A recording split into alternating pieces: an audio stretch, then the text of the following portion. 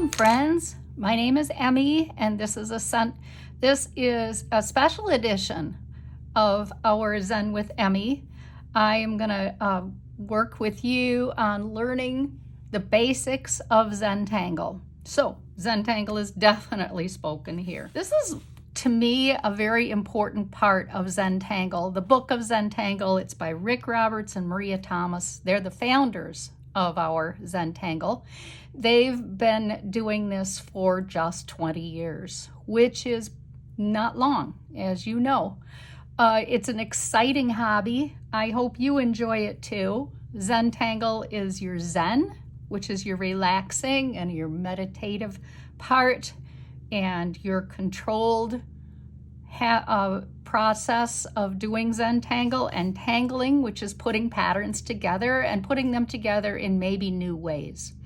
So I'm a retired teacher and a librarian, retired librarian as well. So I studied a long time, and then I went to CZT school out in Rhode Island and met Rick and Maria. I would strongly suggest to you that you buy the book or that you borrow the book actually before you buy the book.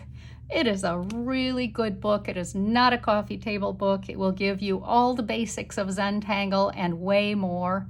The things that I'm showing you and teaching you today and that many others are working on with you all become pretty obvious here.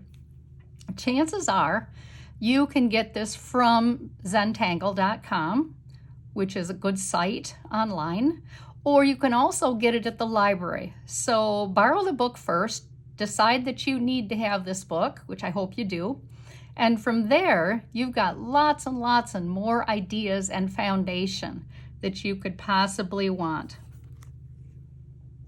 Zentangle is abstract. It is not designed to be concrete.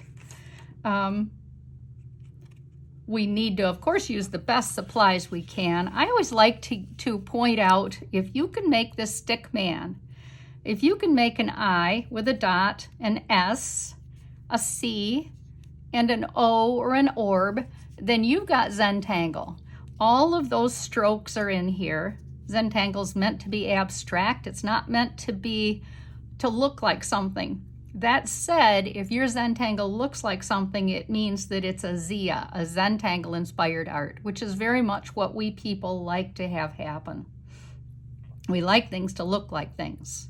So there are lots and lots of patterns, lots of kinds of patterns, and it's easiest just to start with abstract things. And Rick and Maria will tell you that they did not invent any of these patterns. They've been around for hundreds of years. All they did was deconstruct them so that you or they can reconstruct them based on other patterns and put them together in new ways. So we don't look alike, and that means that the way I do my work is going to look quite a lot different than the way you do your work. That's a real important, comforting thing to know. We're going to use the best materials we have, and because we'll get the best product, won't we? So I like to use this paper. It is Zentangle paper. If I don't have it, then I cut up some paper that I like. This is 140 weight. It's a very soft paper. It receives my pen really nicely.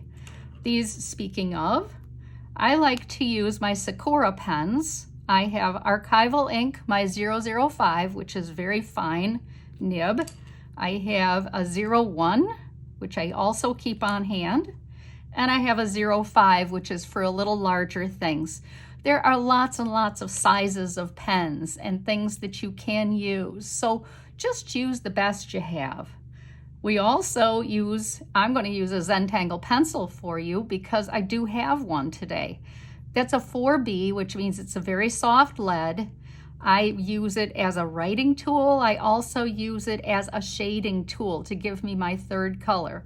So I've got white paper, I've got black ink, and I have gray. I have my three together. I can use my finger to smear my pencil. I also keep paper blending stumps on hand. Some call them tortillones. That's also true. Use whatever you have handy. That would be the point. just the best you have, of course. So there are 8 basic steps to Zentangle. And we always start with gratitude and appreciation for being here together and for the ability to work together as we do, to learn from each other and grow and create things in a new way. We put dots in the corner. We make a border. We make a string. And then we tangle this. And the last thing we do is shade and initial and sign. And then, the most fun of all, we appreciate, again, what we've done. Zentangle is celebrating its 20th year. It's a big deal. In the world, there are about 3,000 teachers at last count, I was told recently. And so it's very easy to find somebody to study with. And there are many, many wonderful resources online also. Tangle names are unique and lots of fun, and they really do make you think a lot. So we're going to get started, but I'm going to put that in another video.